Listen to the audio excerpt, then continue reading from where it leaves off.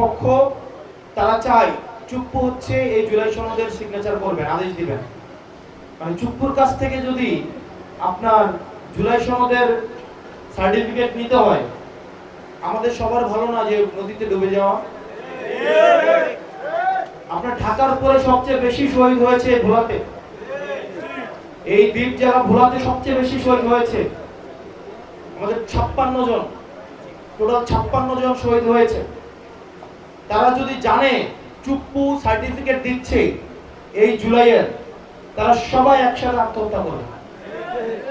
তাদের পরিবার যদি জানে তারা আত্মহত্যা করবে, যারা আহত হয়েছে তারা আত্মহত্যা করবে। মানে কি ইতিহাসের কি নির্মম বাস্তবতা, কি নিদারুণ সম্ভাবনার বিভিন্ন রাজনৈতিক দলের নিদারুণ অপচয় যে তারা চুপ্পুর হাতে বায়াত নিয়ে চুপ্পুর হাত থেকে তারা হচ্ছে জুলাইয়ের সনদ নিতে চায়।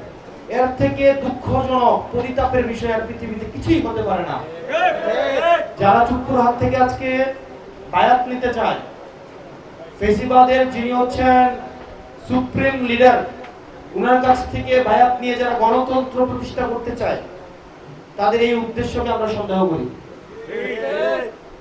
এবং তাদের এই উদ্দেশ্যকে আমাদের সন্দেহ করা উচিত। এই ঘোষণাপত্র দেওয়ার কেবলমাত্র বৈধতা রয়েছে এই গণ অভ্যুত্থান।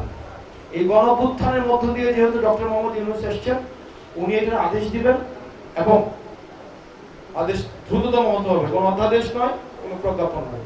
ভোলার যেই কার্যক্রম হচ্ছে সেটার মধ্য দিয়ে আপনারা বই প্রকাশ দেখতে পাচ্ছেন।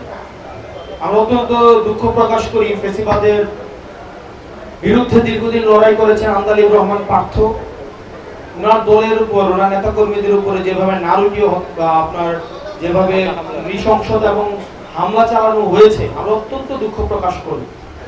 আসলে রাজনীতি কোন দিকে যাচ্ছে, পেশি শক্তির ব্যবহার কোন দিকে যাচ্ছে, গতকাল এটার একটা টেস্ট ম্যাচ হয়ে গিয়েছে। সো জনাব আন্দালিব রহমান পার্থ সাহেবকে আমরা বলতে চাই, দীর্ঘদিনের ফেসিবাদ লড়াইয়ের ওনারা যোদ্ধা, ওনাদের প্রতি আমাদের সম্মান আছে, আমরা ওনাদের ত্যাগকে সম্মান জানাই। একই সাথে সাথে এটিও আমরা তাদেরকে আহ্বান জানাবো। আমাদের মনে হয়েছে 24-এর পরবর্তীতে ওনারা একটু হয়তো মনে করেছেন যে আমি ট্র্যাকলেস হয়ে গিয়েছিলেন, তো এখনো সুযোগ আছে, সময় আছে। ওনারা আবার কালকের ঘটনা থেকে শিক্ষা নিয়ে যদি আবার ওনারা ফিরে আসতে পারেন, তাহলে জনগণ আবার ওনাদেরকে কাছে টেনে নেবেন।